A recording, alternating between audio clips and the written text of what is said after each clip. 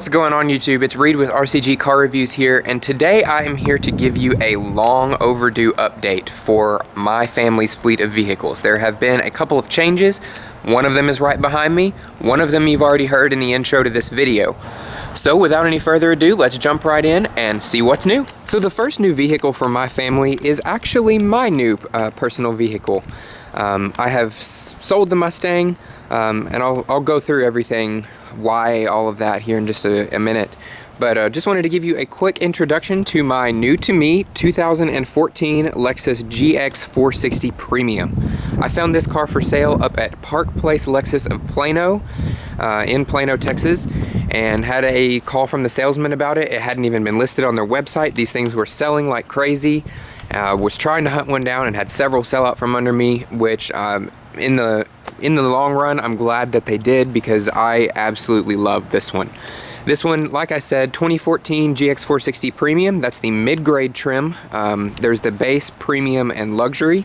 The only things that the luxury gives you is adjustable air suspension, adjustable KDSS, kinetic dynamic suspension system, and Mark Levinson stereo, power folding rear seats, which are eternally slow, and then a heated front steering wheel.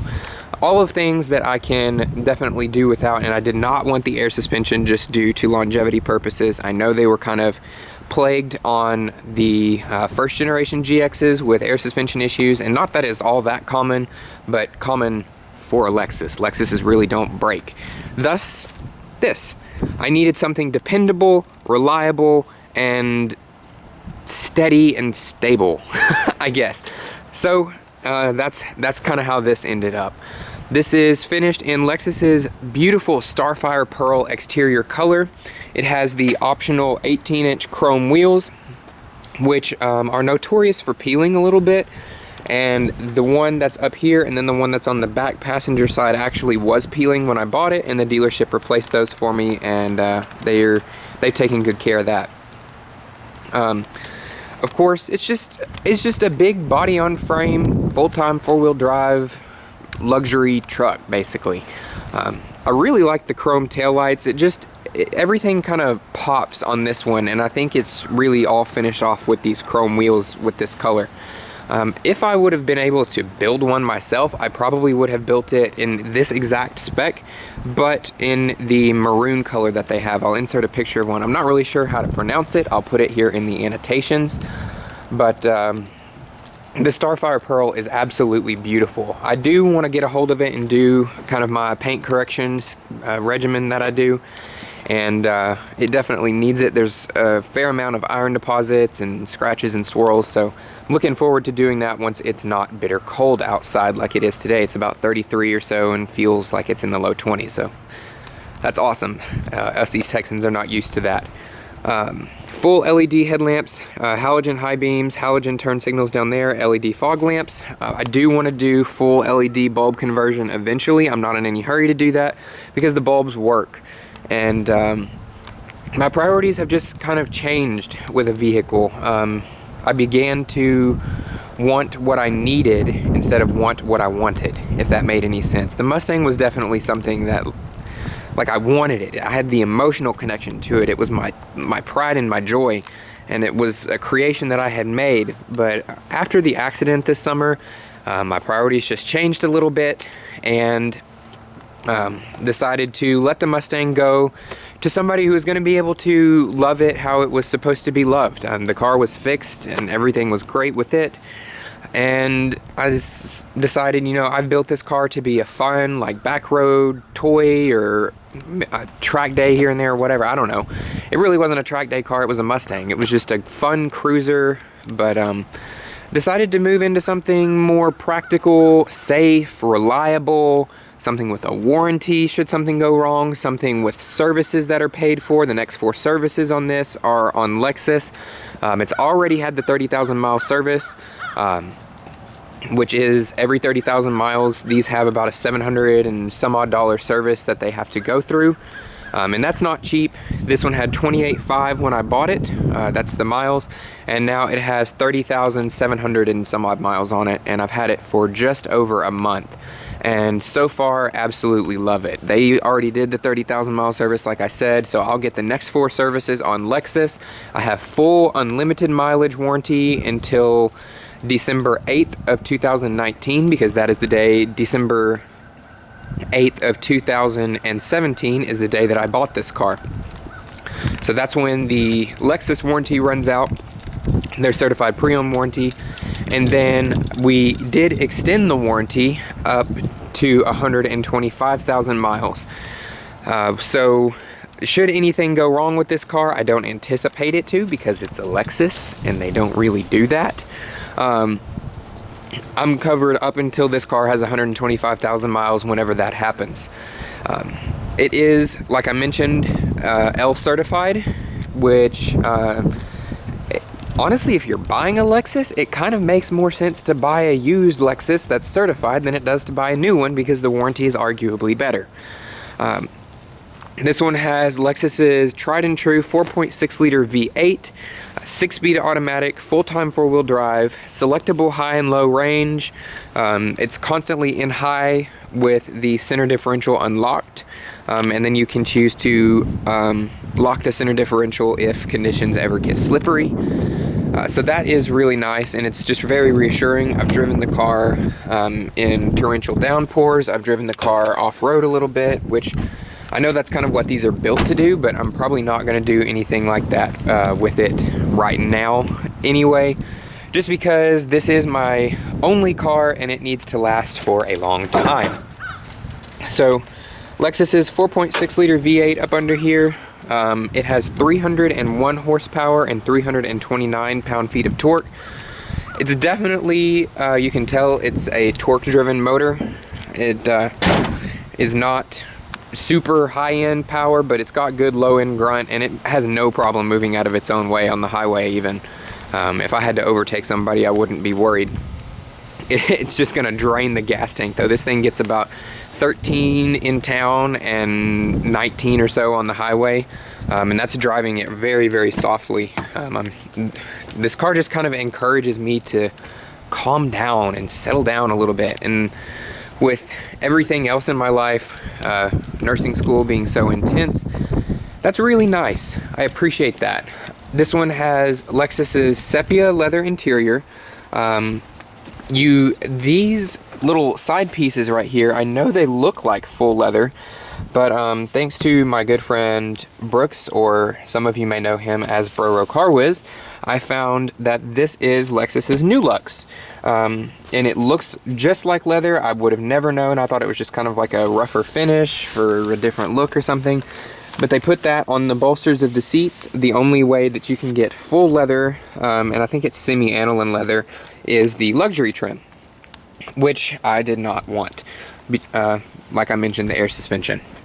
It's got factory navigation, just over 30 or just under 31,000 miles, like I mentioned earlier. Automatic headlights, pretty much everything that a luxury car you would expect to have. All 4 auto up and down power windows, blind spot warning.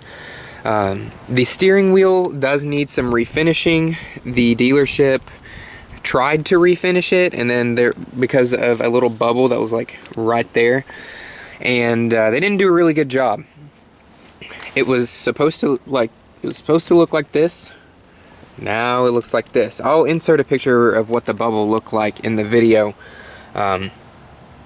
And it just it doesn't look right, but we're working on that. It's just kind of been a little bit of a process with them, but we'll get there. I did get my radar detector hardwired in the night I brought the car home. That's what I was out here doing. I ran it down across the headliner, down the A-pillar, and tucked it into the fuse box that's right up under here. So just a super practical car, really easy to live with, tons of room to put things, which I'm not used to. I can put people in here. I can fold the second row flat and put furniture in here. My mom and I did that the other day, picking up a piece of furniture because of the vehicle that I'll be discussing here in just a minute. She no longer has a vehicle that can do the whole furniture thing. So this has kind of become a little bit of the family car. My brother still has his 2010 Mustang GT, and my dad still has the 2016 F-150, which I know has not been shown on this channel. But between his schedule and my schedule, it hasn't worked out yet, and there might be a little bit of laziness involved there too. For those of you who are familiar with the GX, you know that it has this rear fifth door. Basically, it's not really a rear hatch, which is great unless it's parked in the garage and then I can't get stuff out of the back through the big door. But if you just press this button right here, which I always thought was for smart key on these, it actually lifts the rear window, and you can take stuff in and out like that, but then you are having to reach over the rear tailgate, so you win some, you lose some. It's not powered or anything like that, but that's fine. It's not heavy. This strut right here is really good at assisting the door and moving around how it needs to, and it's also lockable too, so if you want it to stay at a certain point, it will. You've got two storage areas in the rear door. This one contains all the tools for the car. This one has the first aid kit, and then it does have third row seating, even though it doesn't really look like it. They're completely useless, and unless you're a child or something, or an adult that has no legs. But if you're anything over probably 5 foot tall, it's not going to be very comfortable for very long. There's the seat belts for the third row. It's only 2 seats. They just lift up out of the floor. It does create a little bit of a load lip here, but for me, being just over 6 feet tall, it's not that big of a deal. It falls right below my waistline, and getting things in and out is super easy. I've got jumper cables tied down in the back so they're not sliding everywhere. It also does have the optional chrome exhaust tip, which I do like. I need to clean it up though. For some reason, it's like permanently stained right here around the edge. So if any of you know a good way to get a hold of that, let me know. I'd certainly love to figure out how to do that. And I may ask the Obsessed Garage Facebook group as well. But yeah, this is the first new car of the family. Nothing super exciting, but it's something that I'm very, very proud of, and is just kind of, I guess, my beginnings into adulthood. I don't know. But taking a step away from adulthood, let's go ahead and take a look at the second new car in the family. So now that we've talked about the adulthood and responsible decisions that I'm trying to make by buying the Lexus and stuff, let's talk about the second new car in the family.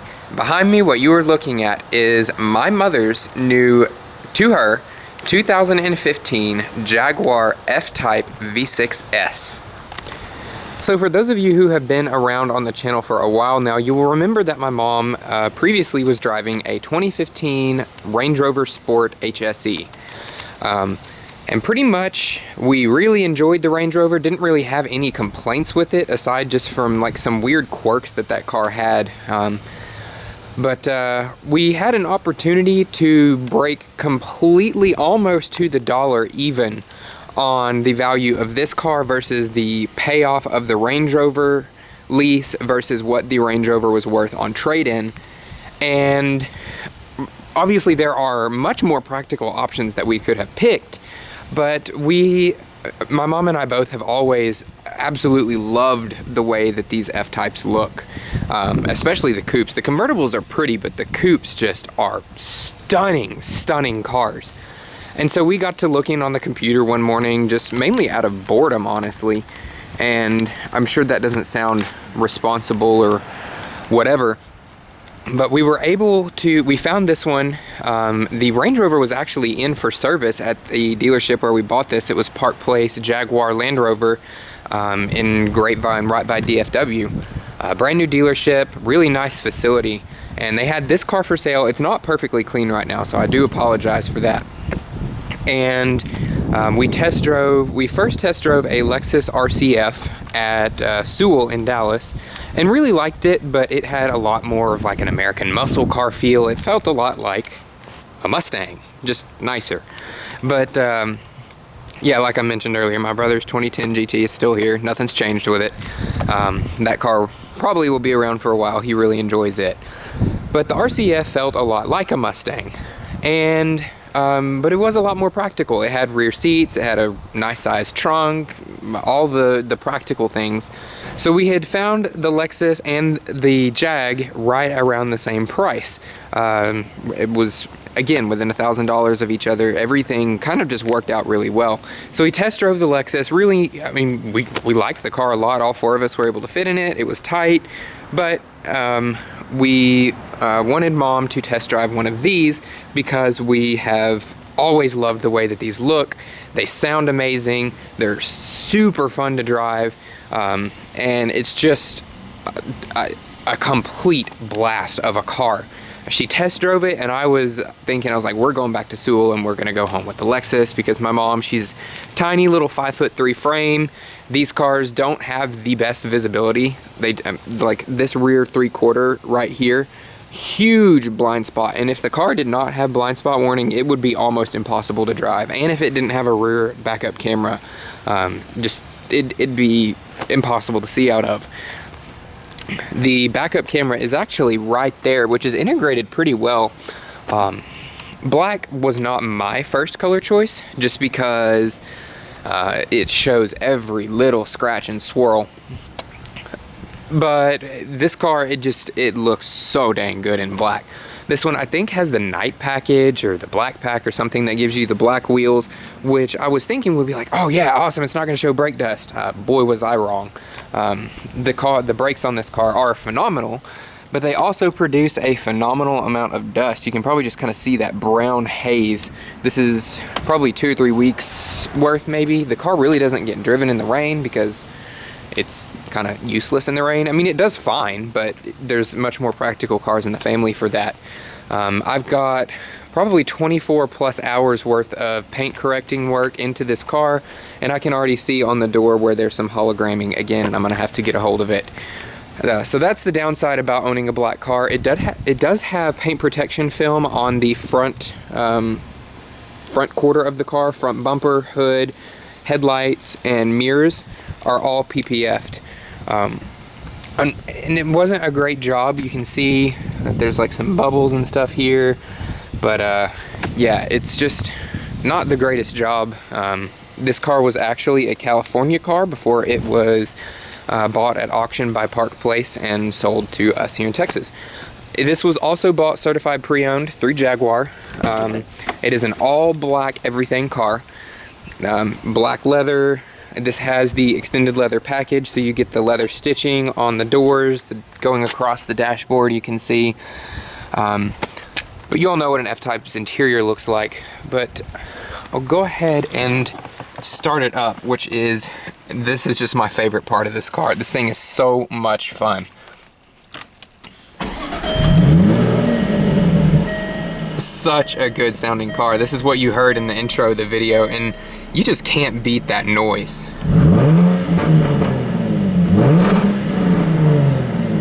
And I'm sure the camera is not doing it justice, but this car is loud. It is so loud in person. I don't think I even realized how loud they were up until we got this car and I heard it from the outside. It sounds crazy. This one is the V6S, like I said. So you get Jaguar's really cool clamshell hood. I don't know why, but that's pretty fascinating to me. 3-liter supercharged V6, same exact engine that was in the Range Rover. This one just has 380 horsepower versus the 340 that were in the Range Rover, and 339 pound-feet of torque. You can see the wires going to the adaptive dampers right there, and they actually do make a really big difference. This has adjustable drive modes. It's got like wet, normal, and then the dynamic mode. And the drive modes definitely do make a really good difference. Whenever the car's in manual, the farts and the bangs and the pops and the upshifts and then the crackles on the overrun is just, oh, it's so much fun.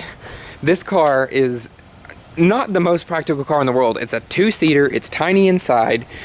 The trunk surprisingly does have a good amount of room though for a car of this size. You've got a cargo cover here that you can remove if you want to. Washer bottle is actually in the back, as well as the battery. That's just weight distribution purposes. This one does not have the power trunk, which I do wish it had, so you did not have to grab the paint, but if you kind of manipulate your hand right, it'll go all the way down. And this rear spoiler does pop up at 70 miles an hour, which looks really, really cool. I'll insert a picture of it that I took at Dallas Cars and Coffee. And it's just a beautiful, beautiful car. It turns heads everywhere we go, always has a smile on your face, and is an absolute blast to own.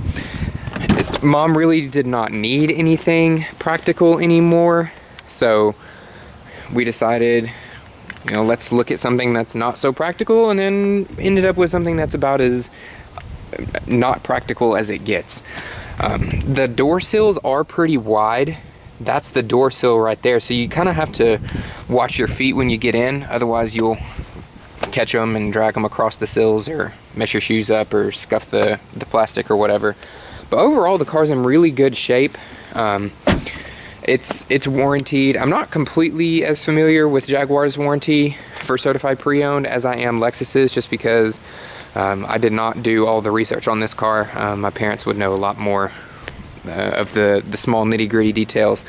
The best view of the car, I think, is from the back, from like straight on the back. It just looks so menacing, but at the same time the front looks amazing, the side view looks amazing.